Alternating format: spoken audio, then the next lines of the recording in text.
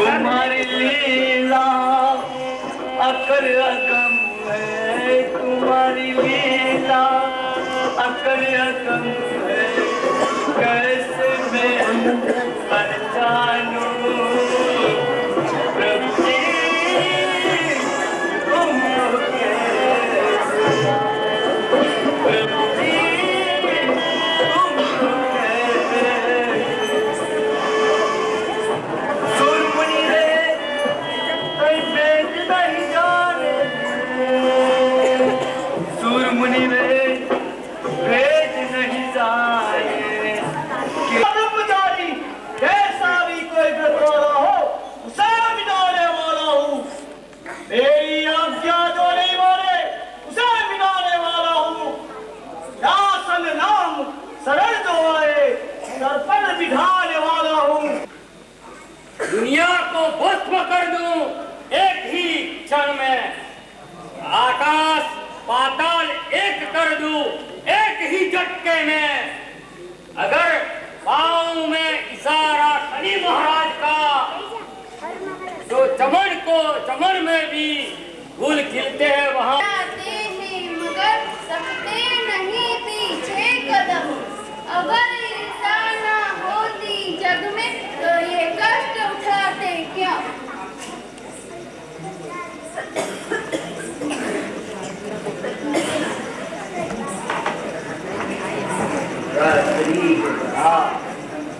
ओ विवान, तुम्हारा कैसा प्रभाव है जग में मेरे से देख।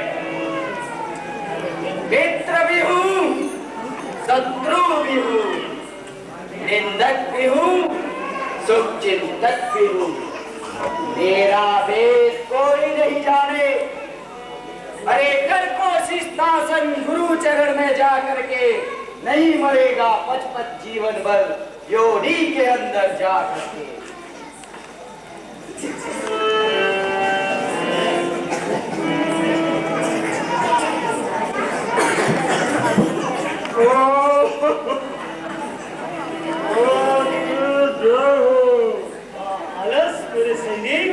तुम्हारा कैसा प्रभाव है?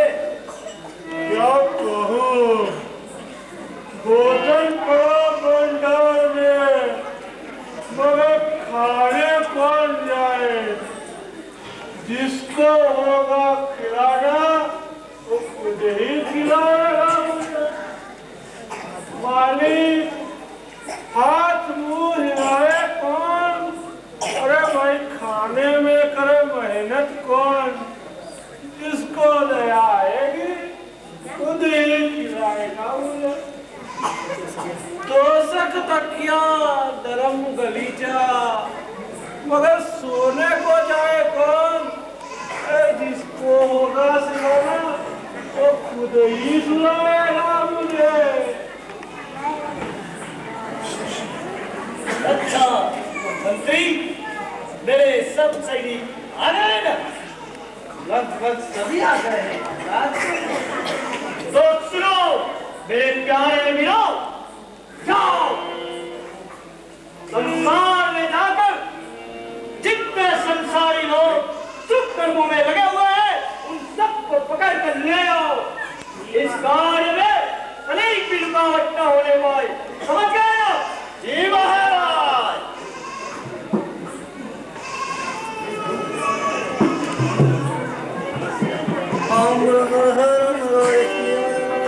महाराज लेकिन ऐसा कुछ भी नहीं होगा।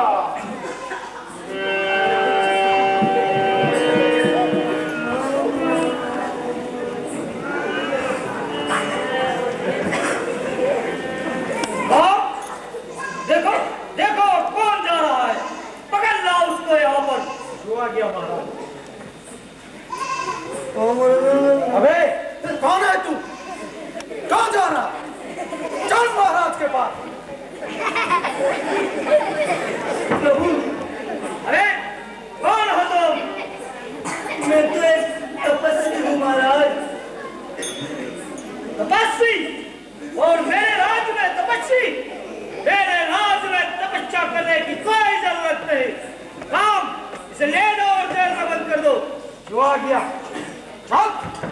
अच्छा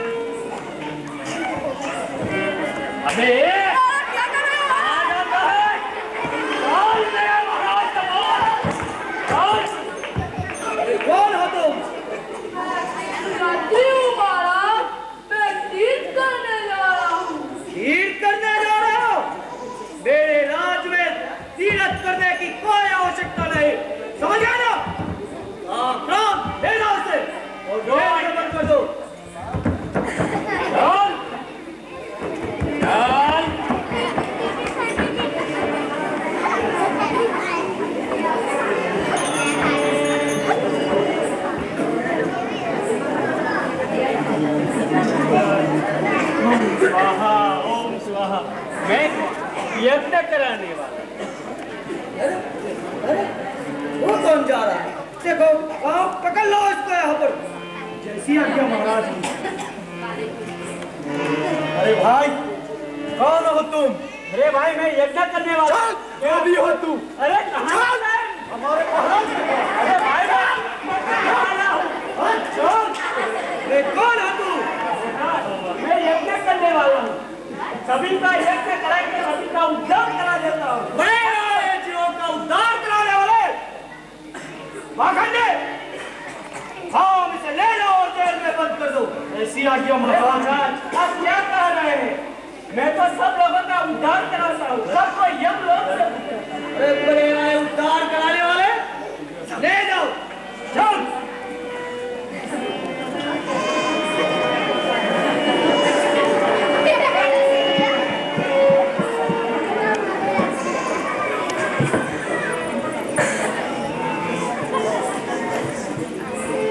देखो देखो क्रोध वो कौन जा रही है, पकड़ लो इसको यहाँ पर।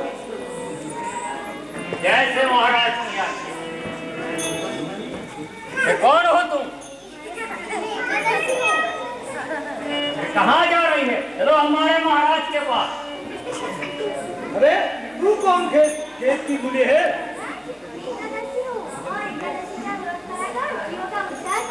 बड़े आई जीवों का उद्धार कराने वाली, रोज इसे ले जाओ और जेल में बंद कर दो। कैसे महाराज की आज्ञा? अरे बताने जेल में बंद कर दे। कैसा महाराजा है? अरे ये तो नरक में चला जाएगा।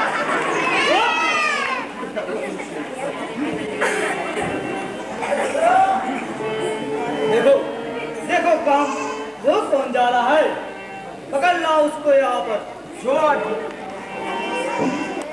अरे भाई आप कौन है?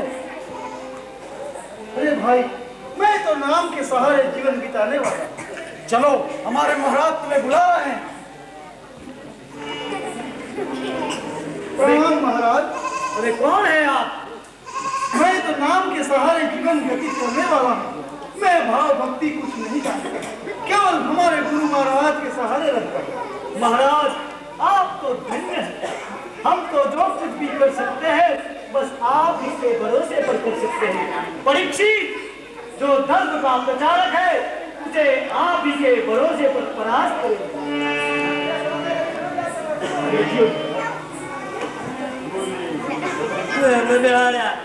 गुरु महाराज की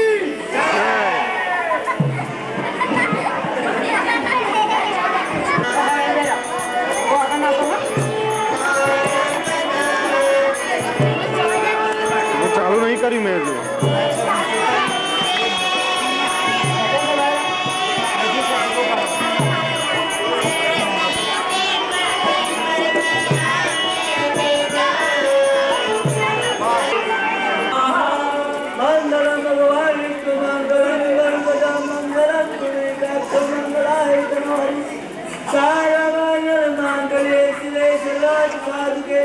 शरण्य तब के गौरी नारायण नमोस्तुते।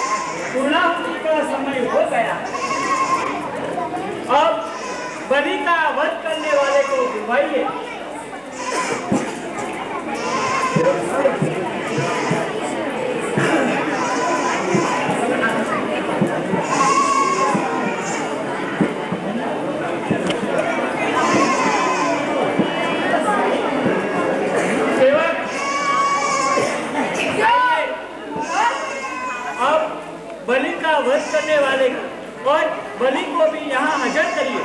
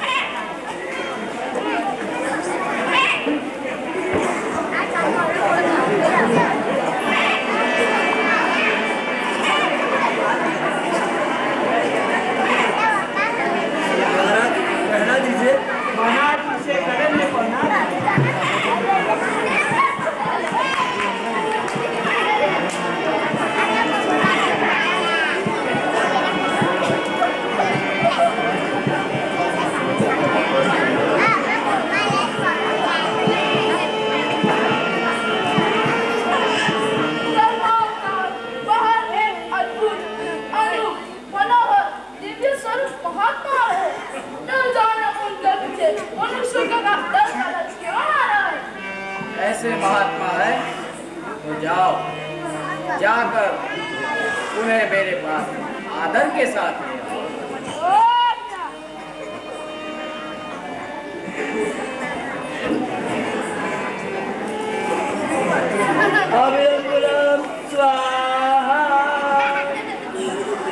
महाराज, अब बलि का वध करने के लिए बलि करने वाले को आज्ञा दीजिए। ब्राह्मण वेशधारी बधिक ठहरो। जब तक तुम्हारे से इन निर्दोष जीवों की प्राण भिक्षा न मांग लूं, उस समय तक ठहरो।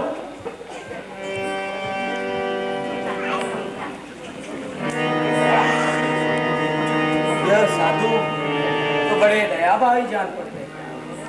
इनके मुख पर तो देवताओं के जैसा चमत्कार है। राजन, इस पशुवध से आपका क्या प्रयोजन है?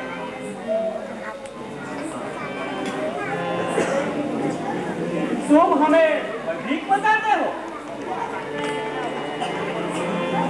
और हम जो बलि चढ़ाते हो उसे पशुवध कहते हो। क्षमा करिए महाराज, आप तो अधिक से भी अधिक है। यद्यपि जीव हिंसा सभी के लिए अन्याय है, तो बधिक का वध करने का कर्म एक व्यवसाय है। इसके सिवा न तो वह आप जैसा पंडित है और न उसमें इतना ज्ञान है। वो तो जो कुछ भी करता है सीधे भाव से करता है। आपकी तरह धर्म की आड़ लेकर छल कपट से पेट नहीं करता है। क्या कहा? क्या कहा तुमने? हम पर कटाक्ष करते हो? क्या हम यह छल कपट करके पेट भरते हैं? यदि ऐसा नहीं है तो क्यों इतने निरपराध निर्दोष पशुओं को नाश किया जाता है? क्या इस रक्तपात से क्या हाथ आएगा? फिर वही रक्तपात वाली बात। यह रक्तपात नहीं है, यह तो यज्ञ कहलाता है। इसमें देवताओं को प्रसन्न करने के लिए जीवों का बलिदान दिया जाता है। इसका कोई प्रमाण? हाँ, क्यों नहीं? वेद भगवान उसका प्रमाण है। जी, वेद किसने बनाया? अरे वह तो वही परमात्मा ने। और इस बेचारी बकरियों को? अरे ये भी नहीं जानते, उनको भी वही परमात्मा ने बनाया। हाँ, तो परमात्मा जो एक माली समान है, जो वृक्ष को अपने हाथों से लगाता है, तो क्या भला उस पर वह कुहल चला सकता है? एक कुम्हार अपने बनाए हुए मिट्टी को खिलौनों को टूटता देखकर कितना पछताएगा, ये आप ही सोचिए। यह तो प्रतिदिन देखने में आता है। तो फिर परमात्मा के बनाए हुए निर्दोष जीवों को बलि चढ़ते देखकर परमात्मा हंस करे गया है। सब शोक, महाशोक। यदि परमात्मा को छोड़िए, शक्ति की पूजा जहां भी होती है, अरे भाई इसमें क्या नया है? जब शास्त्र ही कहता है बस जो रखो ऊपर वेद की रीति से यदि पशुओं का वध किया जाए तो अहिंसा नहीं की जाती। आपको शास्त्र का जरा भी अनुभव नहीं, जरा भी कुछ आपने पढ़ा ही नहीं। तो क्या वेद की रीति से पशुओं पर प्रहार करने से पशु को वेदना नहीं होती? वेदना? अरे वेदना कैसी? यज्ञ में बलि दिया हुआ जीव पशु सीधा शिवलोक चला जाता है, वो तो जरा भी कष्ट नहीं पाता। तुम्हारा यही विश्वास है? जरूर, क्यों नहीं? तो क्यों इन निरपराध निर्दोष पशुओं को कष्ट देते हो?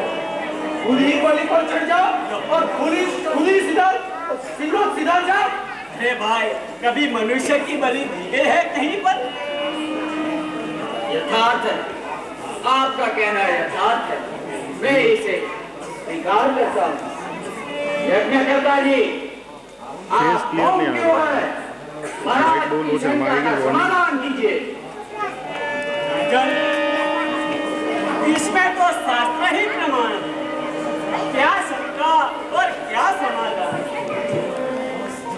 बस यज्ञकर्ता शंका का समाधान नहीं कर सकते तो यह खड़क किस काम का? नहीं हो सकता, इसका समाधान किसी से नहीं हो सकता। प्रकृति के नियम विरुद्ध कोई प्रमाण नहीं हो सकता। राजन, प्राण सब ले सकते हैं मगर कोई दे नहीं सकता।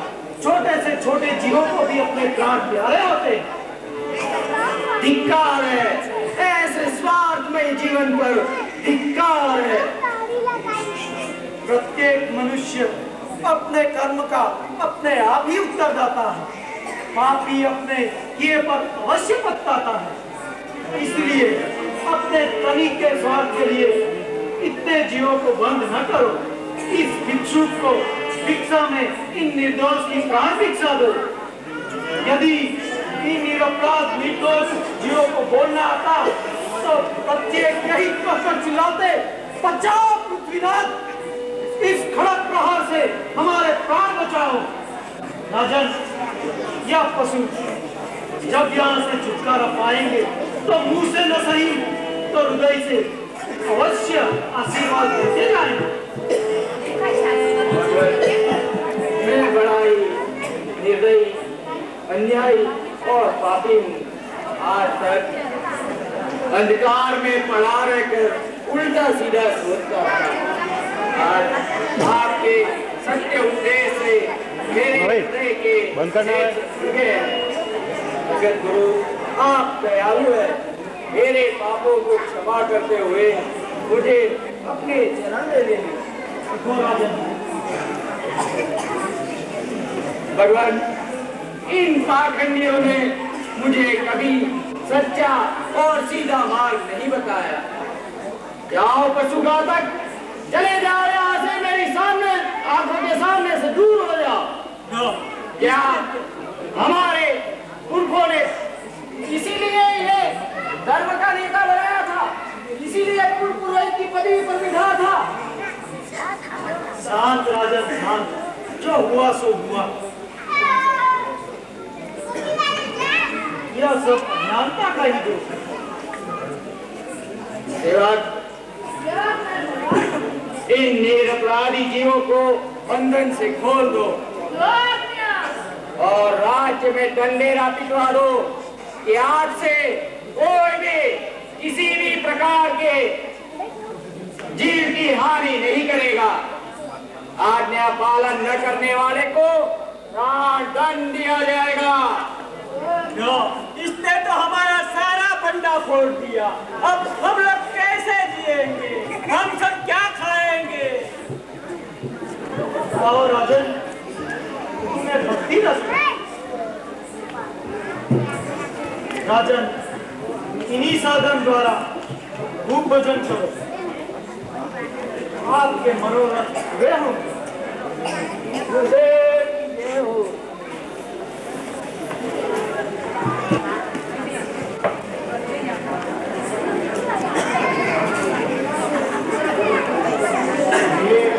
मैं सोच में बड़ा डूब रहा हूँ।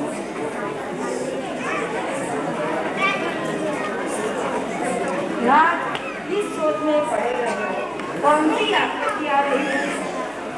क्या तुम नहीं जानती कि घर में 3 साल से शादी करने योग्य लड़की कुमारी बैठी है और अपने पास एक पैसा भी नहीं है। क्या करूं?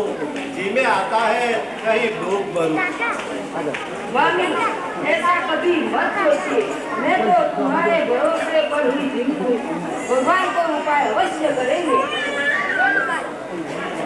प्रिय, धीरे धीरे कर्ज बढ़ रहा है और आमदनी भी रही नहीं है। महाजनों का तकाजा सहते सहते अब तो जी घबराने लगा है। घबराने से होता है तो वही होता है। तुम्हारे मित्र क्या राय देते हैं? प्रिय, मित्र तो जब पैसा रहता है ना तब, पैसा नहीं रहता है तो कौन किसका मित्र? आपत्ति में तुम्हारा मित्र केशव प्रसाद है। क्या आज्ञा है? भाई मित्र केशव, तुम हमारे मित्र जरूर हो और समय पर काम भी आते हो। अरे भाई, मैं तुम्हारा कौन सा काम कर सका हूँ? मैं तो तुम्हारे किसी भी काम में योग्य नहीं हूँ। वाह रे केशव मित्र, अच्छे विचार वाले मित्र ऐसा ही किया करते हैं। अच्छा यह बतलाओ कि घर में ब्याह करने योग्य लड़की बैठी है और हमारे पास एक पैसा भी नहीं है। अच्छा तो बिना पैसे कुंवारी बैठी रहेगी? अरे भाई, कुंवारी क्यों बैठी रहे? अरे हमारी तो वही पुरानी आदत है, धर्म अधर्म के प्रपंच में ही पड़े रहो ने। भाई केशव, तुम्हारे कहने का मतलब क्या है? वही कि जिस लड़के से शादी करने को कहता हूँ, क्यों नहीं करते भाई? मगर भाई केशव, तुम कहते थे कि उसकी उम्र कुछ अधिक है। अरे जानते हो, अरे वो कितना धनी है। अरे 3 शादी तो उसकी बात में हो गई थी और चौथी की भी तैयारी है। और तुम नहीं करोगे तो कोई और कर लेगा। ये सब दुनिया है ना, पैसों की भूखी है भाई। हाँ अरे भाई, जब वह इतना धनी है तो हम गरीब के घर ये बात शादी की कैसे रखेगा? अरे केशव, यह करवाना मेरा काम है।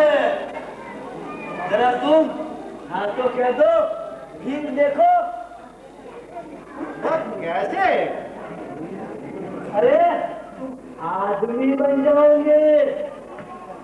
अरे भाई केशव, इसी वक्त मैं तुम्हें क्या नजर आता हूँ? आदमी नहीं नजर आता हूँ? वो गरीबी गरीबी चिल्लाते हो ना, तो दूर हो जाएगी। ये भाई केशव, ये बात तुम्हारी समझ में नहीं आती।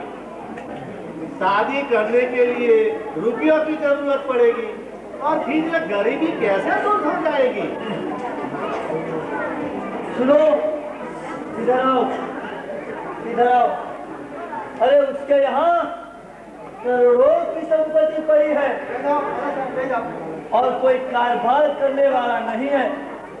तुम उनके कारोबारी बन जाना, वहीं से रुपया कारोबार में लगाना और वहीं से जो अपने महाजना मांगते हो पैसा, वहीं से चुकते कर देना। और अगर इसी वक्त तुम यहाँ लज्जा से नहीं जाते हो तो मैं जाता हूँ। खूब हाथ से शादी रचाओ और कर्ज भी अदा करो और मालदार भी बनो। भाई मास्टर, और लोग क्या कहेंगे? माधव के पास खाने पीने का कुछ लो लाइट अच्छे और इतना लड़की के साथ लड़की की शादी कैसे फालतू रचाता है। जरूर तो यही कहेंगे कि लड़की पर रुपया लिया है। नहीं भाई नहीं, ये शादी मुझसे नहीं होगी। देखो भाभी, ले जाओ। ये भैया की तो अक्कल ही मारी गई है। ये सारी दुनिया है ना, अपना फायदा सोच रही है और ये बुद्धू को शिकायतें सुन रही है। केशव बाबू, मैं तो रही है ट्रांसफर की, आपकी बातों को क्या समझूं? तुम्हें दोनों को जो योग्य लगे वह करो। भाभी, तुम तो बहुत समझदार हो। जो बात, अरे भाभी, लड़की है ना, तुम्हें पड़ जाएगी और तुम्हारा घर रुपयों से भरा जाएगा।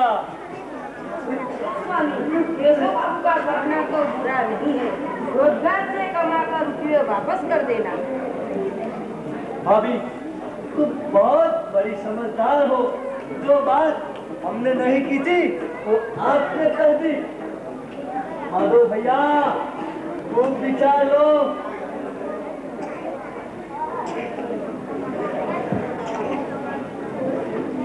क्या करूं क्या ना करूं, लोग बदनाम तो अवश्य करेंगे, लेकिन केशव कहता था कि गरीबी अवश्य दूर हो जाएगी। मगर साथ साथ यह भी सोचना पड़ेगा, लड़की पढ़ी लिखी है, वह इस शादी को मंजूर करती है या नहीं, इससे पूछना भी उचित नहीं लगता। क्यों, तुम्हारी क्या राय है? मेरी क्या राय हो सकती है? मैं तो तुम्हारे सभी कार्य में शामिल हूँ, भला बुरा सभी कार्य मुझे स्वीकार्य है। तो क्या शादी की जाए? लड़की हाथ का तैयारी हो सकती है, हो सके तो उसकी शादी जल्द से जल्द कर दी जाए। तो कितना रुपया मांगना चाहिए? महाजनों का हिसाब चुकाना है, शादी का खर्चा भी होगा और रोजगार के लिए भी रुपये चाहिए, इसलिए तुम केशव बाबू से ही समझ लीजिए। केशव बाबू, बोलो। जब तुम कहते हो तो पहले इसी वक्त ये महाजनों का तकाजा चुकाने के लिए 1000 का जरूरत पड़ेगा।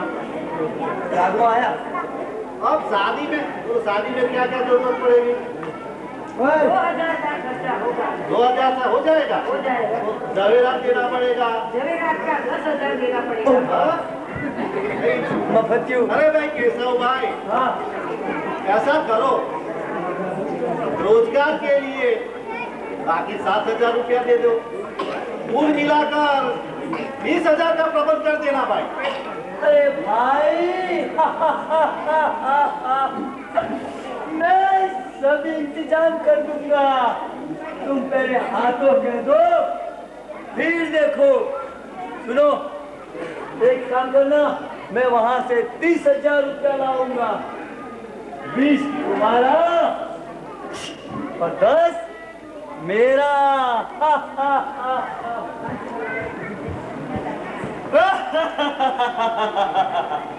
भाइयों, मेरे लोग की लीला देख चुके, अब दूसरी तरफ क्रोध की भी लीला देख लीजिए।